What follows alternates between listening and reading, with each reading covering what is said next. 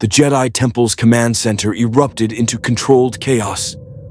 Holographic displays materialized in the air, showing the Separatist fleet, dozens of capital ships, hundreds of starfighters, and at the center, a massive dreadnought that made Tony's engineering instincts sit up and take notice.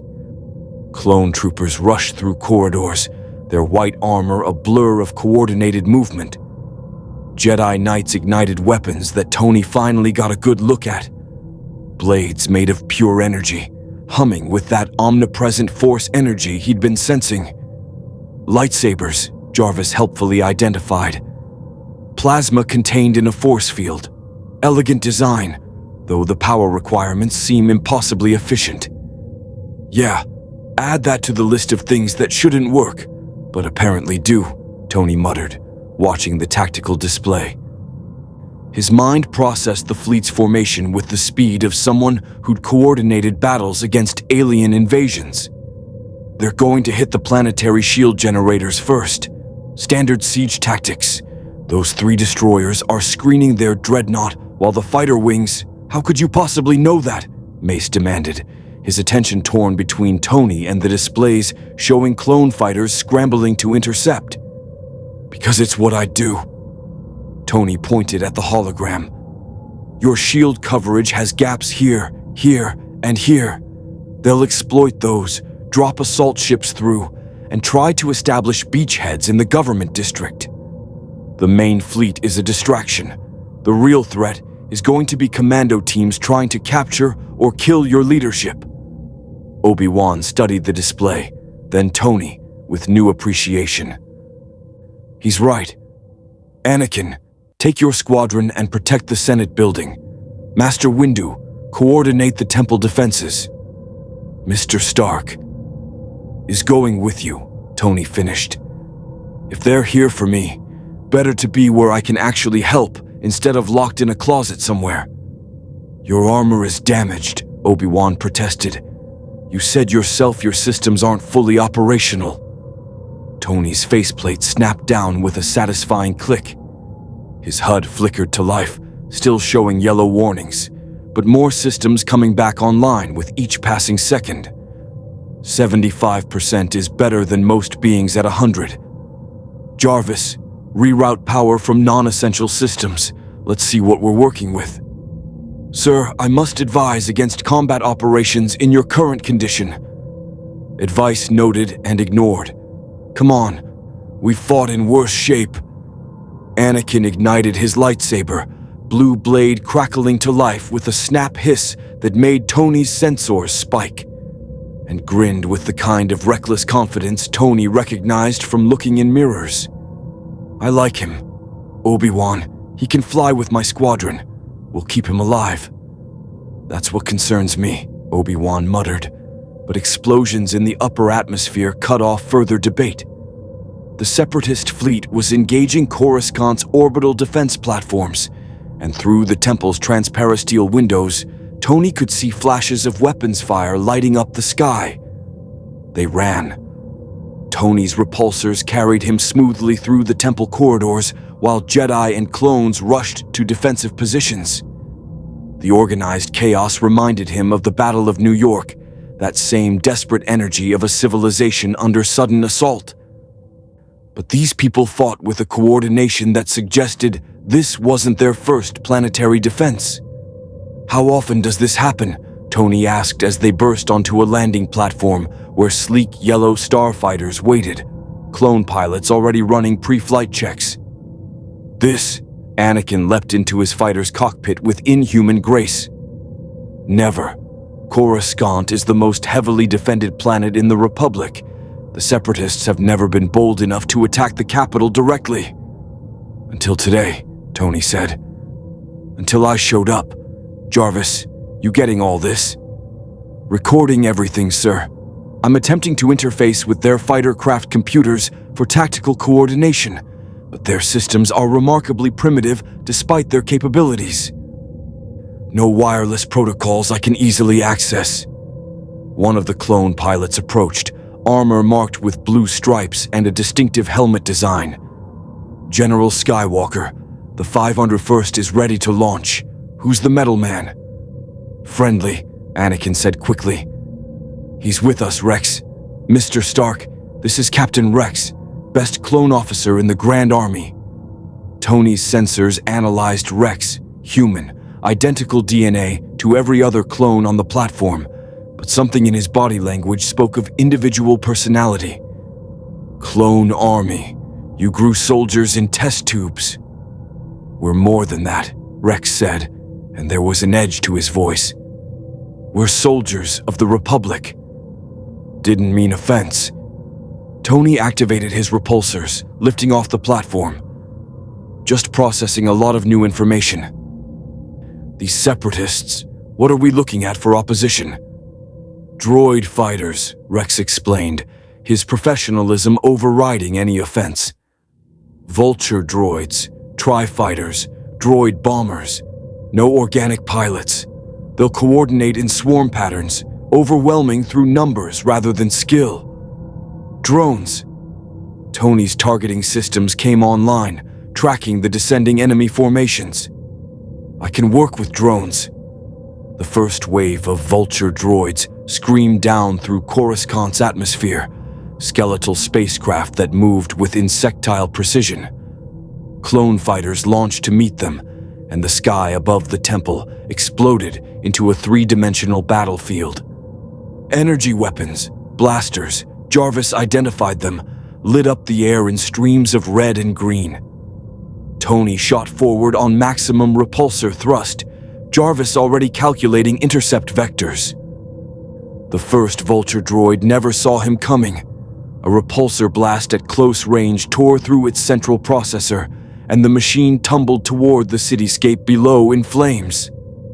Good shot! Anakin's fighter barrel-rolled past Tony, his own weapons shredding two more droids. You're a natural. I've had practice. Tony banked hard, his armor's maneuverability advantage letting him move in ways the starfighters couldn't match. 3 more droids targeted him, their weapons tracking with mechanical precision. But mechanical precision was predictable. Tony juked left, dove, spun, and came up behind them. Micro-missiles launched from his shoulders, each one finding a target. Jarvis's analysis scrolled across his HUD.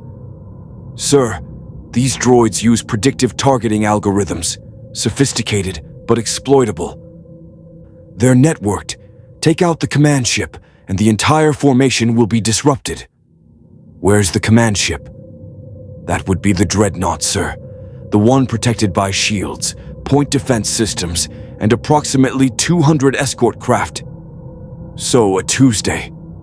Tony jinked as laser fire, blaster fire, streaked past him. Rex, you guys got anything that can punch through capital ship shields? Rex's voice crackled over the comm. Not our fighters. We'd need bombers for that, and they're still launching from the main hangar. Anakin's fighter swooped past, the Jedi's piloting displaying inhuman reflexes. The proton torpedoes might work if we can get close enough, but their fighter screen is too thick. We'd be cut to pieces before we could line up a shot. Tony watched the tactical situation develop. The Separatist dreadnought hung in low orbit like a dagger pointed at the heart of Coruscant. Its fighter screen was indeed impressive, layers of vulture droids protecting it while assault ships began dropping toward the surface. Below, he could see explosions where those assault ships were landing, disgorging battle droids into Coruscant's government district. What kind of battle droids? Tony asked, already forming a plan. B-1s mostly, Rex replied, his fighter weaving through a stream of enemy fire. Cheap, expendable, stupid, but in large numbers they're dangerous. The assault ships will also be carrying B-2 super battle droids, tougher armor, wrist rockets, built-in blasters. Wrist rockets. Tony couldn't help it. He laughed. They literally copied my design and made it worse. Jarvis, I'm seeing a pattern here. Their technology is advanced, but stagnant, like they stopped innovating centuries ago. A perceptive observation, sir. Their weapon systems, shields, and propulsion are all highly sophisticated, but the implementation suggests little fundamental advancement in recent history, which means they won't be expecting anything truly new. Tony's arc reactor pulsed, power flowing to his repulsors as he climbed toward the orbital battle. Anakin, how good are those shields on the dreadnought? Deflector shields? Anakin's fighter stayed on Tony's wing, the Jedi pilot matching his every move with uncanny precision. Military-grade, layered, redundant systems. Why? Because I'm wondering if they're designed to stop something moving as fast as I can. Tony, no. Obi-Wan's voice cut in over the comm. The Jedi Master's fighter appearing on sensors. That dreadnought's point defense systems will tear you apart. Maybe. Tony pushed his repulsors to 80%, acceleration pressing him back into his armor. Or maybe their targeting computers aren't programmed for something that moves like me and thinks like a human. Jarvis, full power to forward shields. Redirect everything. Sir, our shield emitters are only at partial functionality. I cannot guarantee. When have we ever had guarantees? Tony angled toward the dreadnought, picking up speed. The massive ship grew larger in his vision, its hull bristling with weapons. Around him, vulture droids peeled off to intercept, their programming identifying him as the primary threat. All fighters, cover Iron Man's approach. Anakin's voice carried absolute command. 501st, on me. The clone fighters formed up, their disciplined formations creating a corridor of protective fire. Tony felt something he hadn't expected, gratitude for soldiers he'd just met, trust forming in the crucible of combat. These clones fought with precision and courage, their synchronized tactics speaking to training and brotherhood. Laser fire converged on Tony from a dozen directions. His damaged shields flared, taking hits that would have vaporized an unshielded fighter. Warnings screamed in his HUD, but he kept pushing forward, weaving through the point defense fire with reflexes enhanced by armor servos and Jarvis's predictive algorithms. 200 meters to shield perimeter, Jarvis reported. Sir, impact in 3, 2. Tony hit the dreadnought's shields at maximum velocity. For one impossible second, energy crashed against energy. The Separatist deflectors designed to stop plasma and missiles meeting the unique signature of an arc reactor at full thrust. The shields rippled, stressed, and then Tony punched through. He was inside the shield envelope, skimming along the dreadnought's hull at point-blank range. Turrets tracked him, but at this range they couldn't depress fast enough. He was too close, too fast, moving along the ship's surface like an angry wasp. Jarvis, find me the shield generator. Scanning. Sir, there. Starboard midship section, hardened bunker, but vulnerable if we can. Tony didn't wait for the full analysis. He targeted the indicated section and fired every weapon he had. Repulsors, micro-missiles, the unibeam from his chest piece. The concentrated fire overwhelmed the localized armor, punching through into the generator chamber. Secondary explosions rippled through the ship's hull. The dreadnought's shields flickered and died. Impossible! Someone shouted over the comm. A clone, disbelief in his voice. He just took down a capital ship's shield solo. All bombers, attack run now. Anakin's command cut through the chaos. Hit them while they're vulnerable. Clone bombers swept in, their proton torpedoes slamming into the now exposed hull. Explosions blossomed across the dreadnought's surface as critical systems took direct hits. The massive ship began listing, its orbit decaying, fires spreading through internal decks. Tony pulled away from the dying vessel, his armor smoking, shields completely offline, but intact. Below, he could see the Separatist assault faltering, their fighter screen breaking apart without command and control, their assault ships breaking off as the battle turned. Mr. Stark. Obi-Wan's voice carried a mixture of admiration and exasperation. That was either the bravest or most foolish thing I've ever witnessed. Why not both? Tony's systems were in rough shape, but he was flying, and the immediate threat was neutralized. Rex, what's the situation on the ground? Battle droids are falling back, Rex reported. Whatever you did, it disrupted their coordination. We're mopping up the stragglers. Victory. Against impossible odds, in a galaxy he didn't understand, with damaged equipment and no support. Tony Stark had just helped save Coruscant. But as his armor limped back toward the temple, Jarvis provided a sobering analysis. Sir, I've been monitoring enemy communications. The dreadnought's destruction was transmitted before it fell. Every Separatist commander in the sector now knows about you. And sir, I'm detecting an encrypted transmission that originated from the dreadnought just before you destroyed the shields. It was directed to someone called Count Dooku, the Dark Wizard guy. Yes, sir. And if I'm reading the transmission protocols correctly, it wasn't a distress call. It was a report. They got what they came for. Tony's blood ran cold. They weren't trying to capture me. They were testing me. It would appear so, sir. And now they know exactly what you're capable of. As the temple landing platform came into view, Tony saw the Council assembled, watching his approach.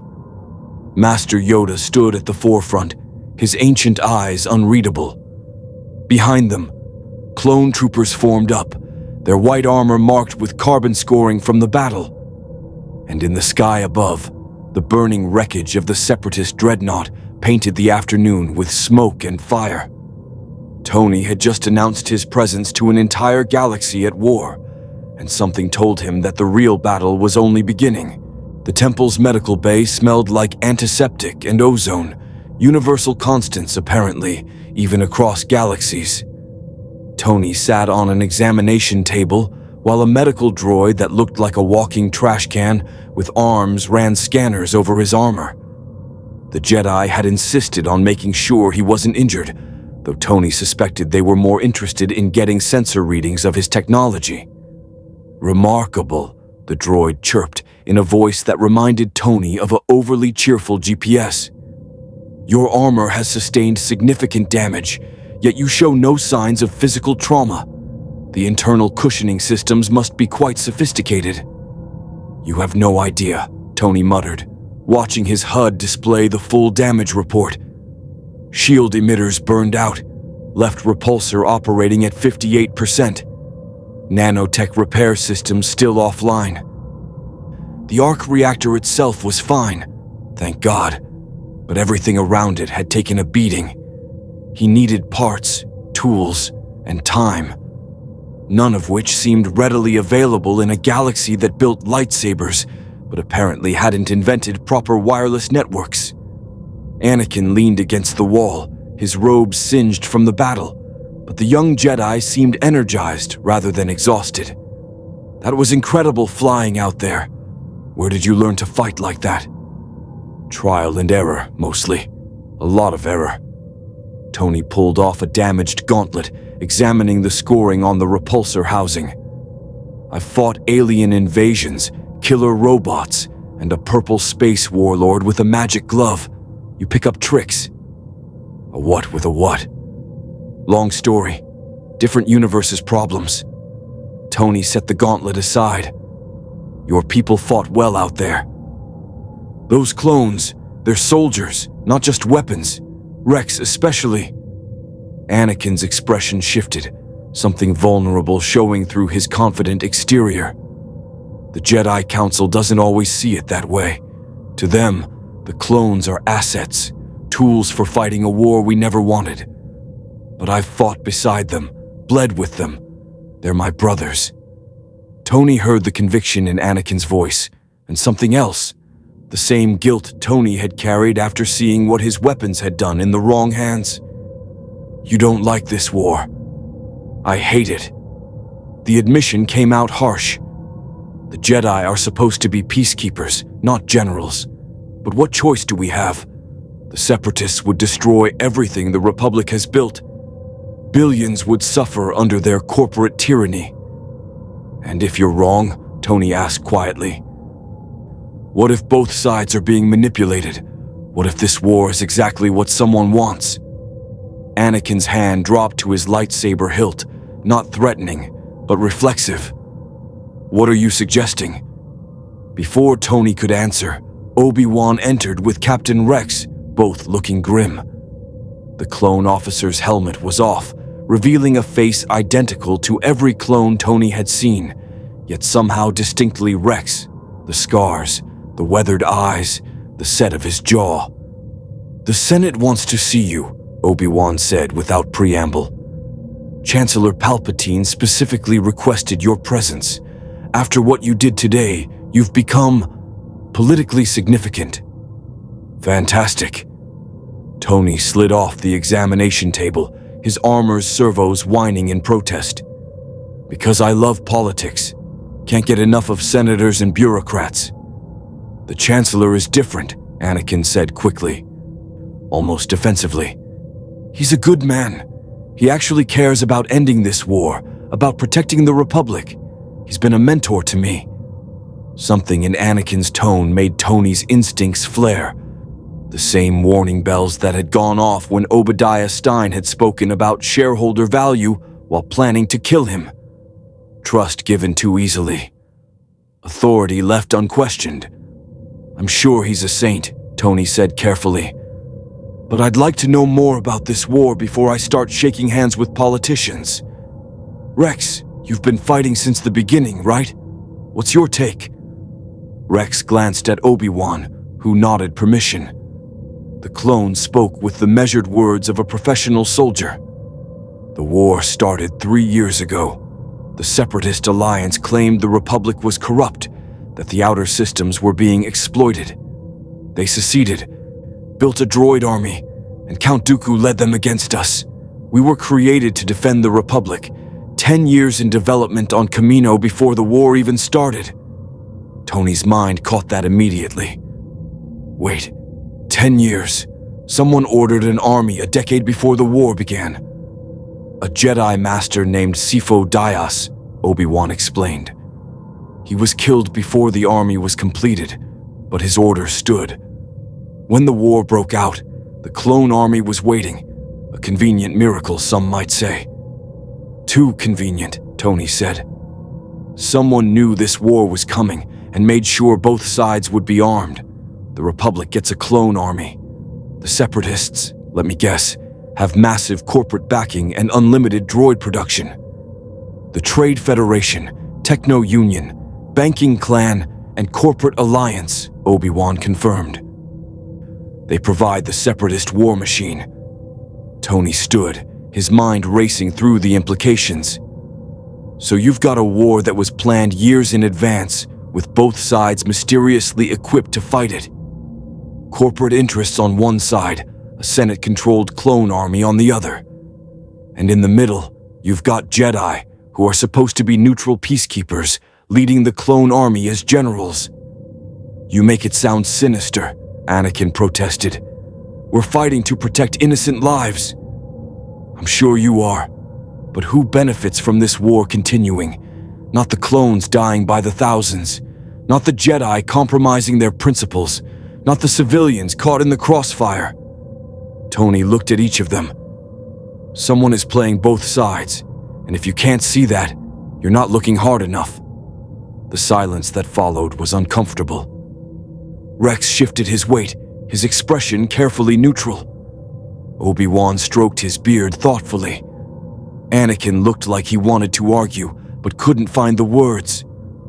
Master Yoda has expressed similar concerns, Obi-Wan finally admitted. But without proof, what can we do? The war is real. The threat is real. We cannot simply stop fighting. No, but you can start asking better questions. Tony's arc reactor pulsed. Like why the Separatists attacked today. That wasn't a serious invasion attempt. They had to know they couldn't hold Coruscant. So why risk it? To test you, a new voice said from the doorway. They all turned to see a tall woman in practical robes, her bearing military despite the Jedi aesthetic. She carried a datapad and moved with purpose. I'm Jedi Master Shak T. I've been analyzing the battle data from today's engagement. The Separatist attack was precisely calibrated to evaluate your capabilities without committing enough forces to actually threaten the planet. They sacrificed a dreadnought to learn about me, Tony said. Expensive intelligence gathering. Count Dooku would consider it worth the cost. Shak T brought up holographic displays from her datapad. You displayed capabilities unlike anything in our military database. Flight without a ship, weapons that bypass standard shield frequencies, solo destruction of capital ship defenses. To the Separatist leadership, understanding your technology could be the key to winning the war. Which means they'll be coming for him, Rex said grimly. Not with fleets, with assassins, spies, infiltrators. They'll try to capture or kill him. Let them try, Anakin said, his hand on his lightsaber. We'll protect him. I don't need protection, Tony said. I need information, equipment, and time to repair my armor. After that, I can handle whatever comes. Overconfidence leads to failure, a familiar aged voice said. Master Yoda entered, moving with surprising speed despite his size and apparent age. The small Jedi Master radiated an authority that made even Anakin straighten. Powerful you are, Tony Stark, skilled in battle, undeniable. But understand this galaxy, you do not. The dangers here, beyond simple combat, they are.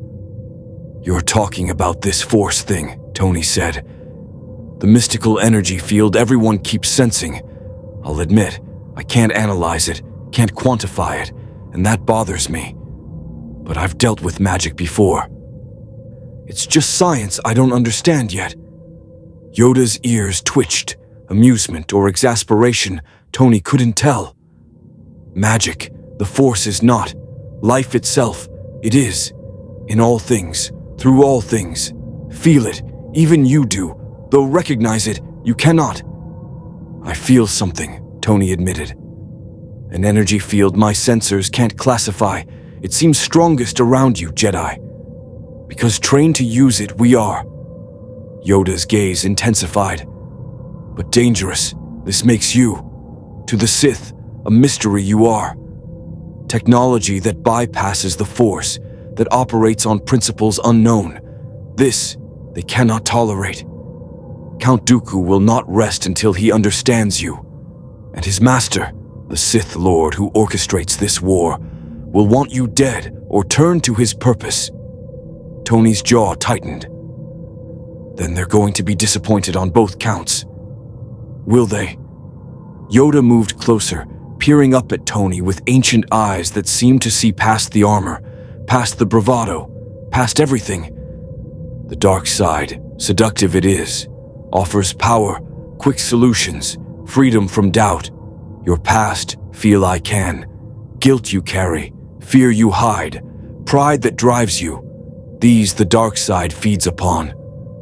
For a moment, Tony was back in that cave in Afghanistan, building the first armor with a car battery and his mind. He was in his workshop after Ultron, watching the cost of his arrogance play out in Sokovia. He was on Titan, watching half the universe die because he hadn't been good enough, smart enough, fast enough. I've made mistakes, Tony said quietly. I've let my ego drive decisions that got people killed. But I've learned. I've tried to be better. Trying, not enough always is, Yoda said, but his tone had softened. But seeing you, I do. A man who grows from failure. Rare this is, and needed perhaps, in these dark times. Obi-Wan stepped forward. Master Yoda, the Chancellor is waiting. We can't delay much longer. Go then, you should, Yoda said. But careful, B. The Senate, Not what it seems, it is. And Chancellor Palpatine... The old Jedi paused, something troubled crossing his features. Powerful friends he has, powerful enemies too. In his presence, guard your thoughts. I'm not exactly known for my filter, Tony said. Then hope, we must, that your honesty serves you well. Yoda turned to leave, then paused. And Tony Stark, the Force brought you here for a reason. What that reason is, time will reveal. But destiny ignores no one. Not even those who build their own path. After Yoda left, Tony looked at the others. Is he always that cryptic? Usually more so, Obi-Wan said with a slight smile. Come, we shouldn't keep the Chancellor waiting. As they walked through the temple toward the Senate district, Tony's sensors picked up something his enhanced vision confirmed. They were being watched. Not openly. This was professional surveillance. Clone troopers in the shadows, their positions overlapping to create complete coverage. Protection or imprisonment. Maybe both. Rex, Tony said quietly. Honest question. Am I a guest or a prisoner? The clone captain was silent for a long moment. Sir, I follow orders. Right now my orders are to keep you alive. Whether that makes you a guest or prisoner. Rex met Tony's eyes. Guess that depends on whether you try to leave. Fair enough. Tony appreciated the honesty. For what it's worth, I think you clones got a raw deal. Created to fight a war you didn't choose. Treated like property instead of people. Reminds me of something from my world's history. Slavery dressed up in different words. Rex's expression hardened. We're soldiers of the Republic. We chose our purpose. Did you? Or was that choice made for you before you were even born? They walked in silence after that, but Tony saw the way Rex's jaw worked, the way his hand tightened on his blaster. Seeds of doubt planted in fertile ground. Tony had learned long ago that asking the right questions was often more powerful than providing answers. The Senate building loomed ahead, a massive dome dominating Coruscant's skyline, its architecture speaking of power and bureaucracy. Somewhere in there, Chancellor Palpatine waited to meet the mysterious stranger who'd helped save his capital. And Tony's instincts, honed through years of dealing with politicians, weapons dealers, and corporate vultures, screamed that this meeting was going to change everything. Jarvis spoke quietly in his ear. Sir, I've completed my analysis of the battle data. The Separatist fleet's movements were too coordinated, too precise. They knew exactly where your weak points would be. They knew how to force you into revealing your capabilities. Someone fed them intelligence. Yes, sir. Which means someone in the Republic either knew you were coming or learned about your arrival and immediately passed that information to the enemy. Tony felt cold despite his armor's climate control. A spy in the Senate, the military, maybe even the Jedi Temple itself. Someone working for this Count Dooku or his mysterious Sith master. And Tony was walking right into their territory. Jarvis, full sensor sweep of the Senate building. I want to know who's in there and what they're packing. Sir, I must remind you that your sensors are operating at reduced capacity. Do it anyway. I've got a bad feeling about this. Anakin glanced at him. Did you just quote? If you're about to make a Star Wars reference, remember I have no idea what that means in this universe. They reached the Senate entrance, massive doors opening to admit them. And as Tony Stark, billionaire genius philanthropist from another reality entirely, stepped into the heart of Republic power, he couldn't shake the feeling that he'd just walked into a trap that had been set long before he'd ever arrived. Somewhere in the building, someone was smiling. The Senate building's interior was a monument to democratic excess, soaring ceilings, floating platforms for hundreds of delegations, and holographic displays showing star systems Tony had never heard of. But what struck him most was the noise. Thousands of beings arguing, debating, shouting over each other in a cacophony that made United Nations sessions look organized. This was government at galactic scale, and it was messy. "Stay close," Obi-Wan advised, as they navigated through corridors packed with senators, aides, and beings of species Tony couldn't begin to classify. "The Chancellor's office is in the executive tower. Security will be tight after today's attack." "Security he'll want bypassed for his special guest," Tony said, watching a group of blue-skinned beings in elegant robes argue with what looked like a sentient insect. "Let me guess. He wants to meet me privately." "The Chancellor values discretion," Anakin said, almost defensively. "He doesn't grandstand like most senators. He actually listens." That defensive tone again. Tony filed it away for later analysis. They passed through security checkpoints where clone guards scanned them with devices that made Tony's armor ping warnings. Military-grade sensors, sophisticated but predictable. Jarvis had already mapped bypass protocols before they'd even reached the second checkpoint. The Chancellor's office was on the top floor, behind doors that probably cost more than most starships. The view through massive windows showed Coruscant stretching to every horizon, a planet-wide city glittering in the afternoon light, smoke still rising from where the battle had raged hours earlier. And standing at those windows, hands clasped behind his back in a pose of thoughtful contemplation, was Chancellor Palpatine. He turned as they entered, and Tony's first impression was of grandfatherly warmth, kind eyes, gentle smile, robes that spoke of humility despite his office. Everything about the man screamed, trustworthy politician, which immediately made Tony's instincts scream the opposite. "Ah, General Kenobi, General Skywalker." Palpatine's voice carried paternal affection. "And you must be the mysterious Mr. Stark who saved our capital. I cannot thank you enough for your courage today." "Just doing what needed doing," Tony said, keeping his faceplate down. "Let the Chancellor talk to the armor, not the man." "You're welcome." Palpatine's smile didn't waver, but something flickered in his eyes. Calculation, maybe. Or disappointment at not getting a better read. "Please, make yourself comfortable. I imagine you have questions about our galaxy, our war, your unexpected arrival." "A few," Tony admitted, but he didn't sit in the offered chairs.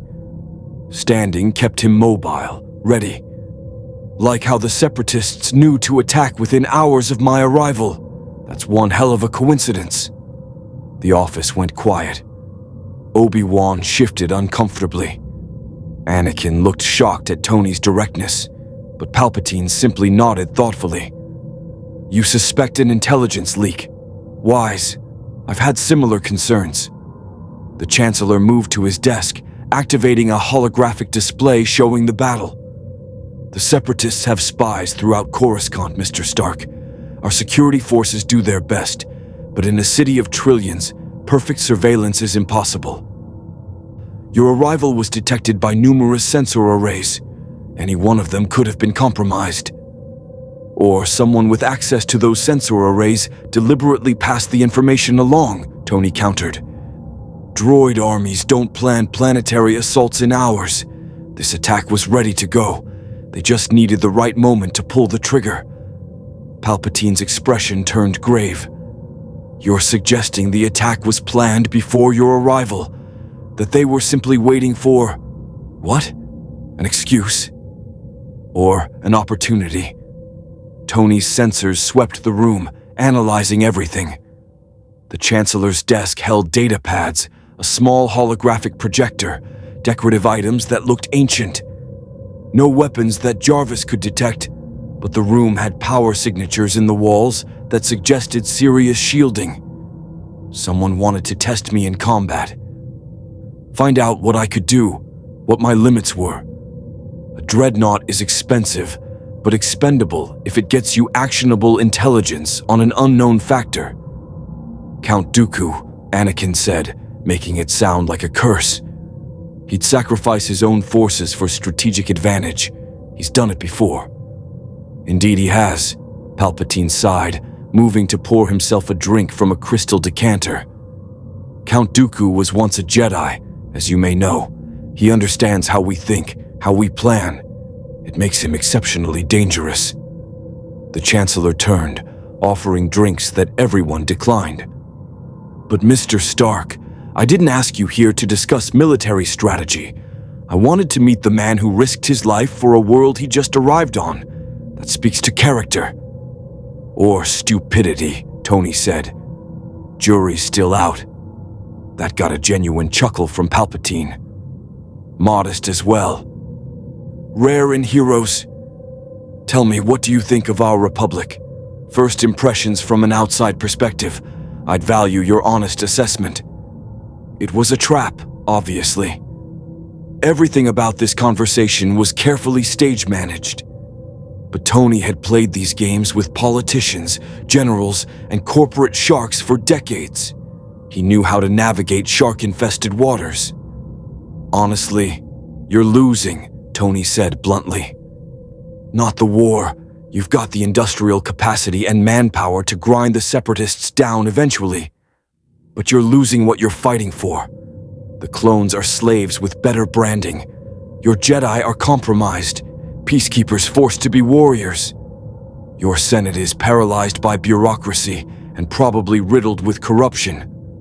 And this war, it's being deliberately prolonged by someone who benefits from the chaos.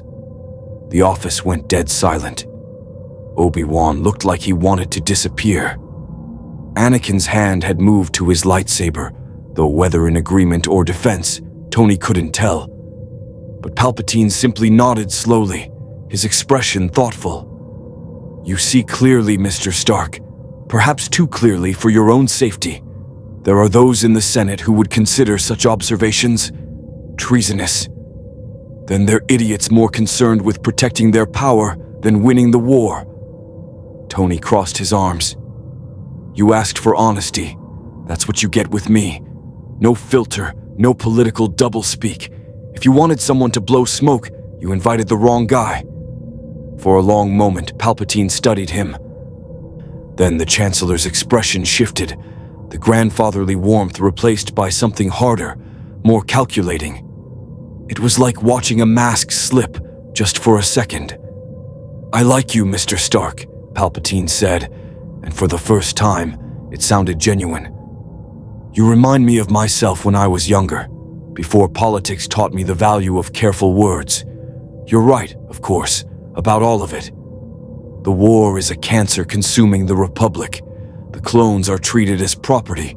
The Jedi have been maneuvered into an impossible position. And yes, someone is orchestrating this conflict for their own purposes. You know who, Tony said. It wasn't a question. I have suspicions. Palpatine moved back to the window, gazing out at the city. The Sith Lord Dooku serves, Darth Sidious, we believe he's called, a puppet master operating in shadows, manipulating both sides. The Jedi have been searching for him for 3 years. I've used every resource at my disposal, but he remains hidden, always one step ahead. Because he's close, Tony said, the pieces clicking together. Someone with access to Republic intelligence, Senate deliberations, Jedi operations. He's not hiding in some distant system. He's right here on Coruscant, watching everything unfold. Palpatine turned, and there was something almost hungry in his eyes. Precisely my conclusion, but without proof, I cannot act. The Senate would never authorize the kind of sweeping investigation required.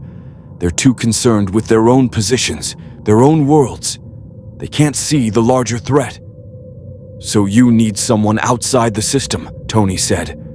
Someone with no political allegiances, no stake in Republic bureaucracy. Someone who can ask questions and take actions that the Jedi can't because of their code, and you can't because of your office. I would never presume to ask. Yes, you would. That's why I'm here. Tony's mind raced. This was the pitch, the recruitment. Palpatine wanted to use him, but for what? Hunting a Sith Lord? Or something else? What exactly are you proposing, Chancellor? Palpatine seemed to consider his words carefully. Your technology is unlike anything our galaxy has seen. Your perspective is unbiased by our politics, and you've already proven you can act decisively in crisis. I would like to offer you a position as, let's call it an independent consultant to my office. You would have access to Republic intelligence, resources to repair and upgrade your armor, and the authority to investigate threats as you see fit. In exchange for what? Your expertise, your technology, if you're willing to share it. Purely defensive applications, of course. And occasionally, your unique skills in situations where the Jedi's involvement might be politically complicated. There it was. Palpatine wanted a weapon he could aim without Jedi oversight. Tony would bet his arc reactor that politically complicated meant operations the Senate would never approve and the Jedi would consider morally questionable. I need to think about it, Tony said. Disappointment flickered across Palpatine's face before the mask returned.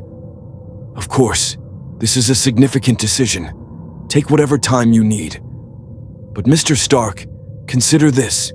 You're stranded in our galaxy with no way home that we know of. You'll need allies, resources, protection. I can provide all of that. And in return, you might help save billions of lives by helping us end this war. Or I could make things worse, Tony said quietly. I've done that before. Built weapons thinking I was keeping people safe, only to watch those same weapons used for atrocities. I'm not eager to repeat that mistake. A fair concern. Palpatine's voice softened again, back to grandfatherly warmth. But consider the alternative. Doing nothing while this war grinds on, while the Sith Lord continues his manipulations, while countless beings die. Is that truly the better choice?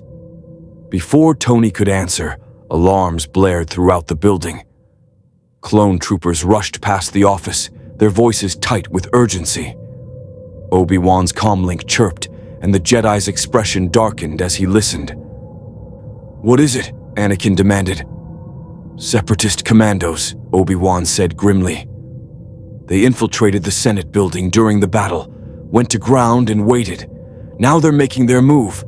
Master Windu reports they're heading for the detention level where we're holding Separatist prisoners from the assault. A rescue operation, Palpatine said, moving toward a secure panic room. Gentlemen, I must ask you to... They're not after prisoners, Tony interrupted, Jarvis's analysis scrolling across his HUD. Jarvis, building schematics. Where's the detention level in relation to us? Directly below, sir. 3 floors down. But the commandos are taking a circuitous route through maintenance tunnels. They're not heading for the detention cells. They're heading here. Anakin ignited his lightsaber, blue blade humming to life. They're after the Chancellor. Or me, Tony said. This is round 2. Combat test failed, so they're trying for capture. Using the Chancellor as leverage to make me cooperate. The door exploded inward. Tony's repulsors fired reflexively, launching him backward as blaster fire filled the office. The attackers weren't the crude battle droids he'd seen earlier. These were elite units, sleek black armor, moving with coordinated precision that spoke of extensive training. Commando droids, Jarvis identified them, military-grade AI with adaptive combat algorithms. Anakin moved like water, his lightsaber deflecting blaster bolts with impossible precision. Obi-Wan was beside him instantly, their coordination speaking to years of fighting together. But there were too many commandos, and they were using the office's layout for cover. Tony targeted the nearest one, repulsor blast to center mass, enough force to punch through its armor plating. The droid flew backward, but 2 more took its position. They were learning from his attacks, adjusting their tactics in real time. Jarvis, targeting solution. Weaknesses? Sir, their central processors are heavily shielded, but the neck joint is vulnerable.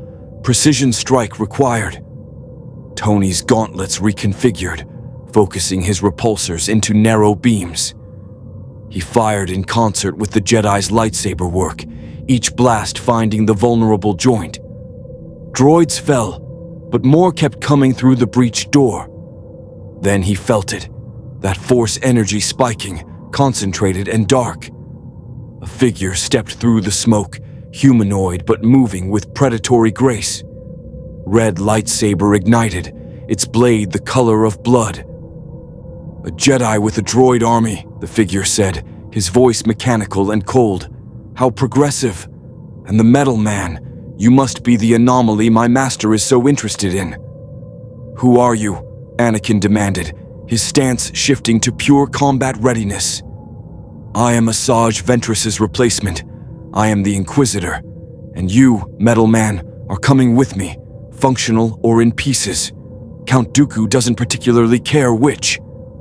The Inquisitor moved, and the battle truly began.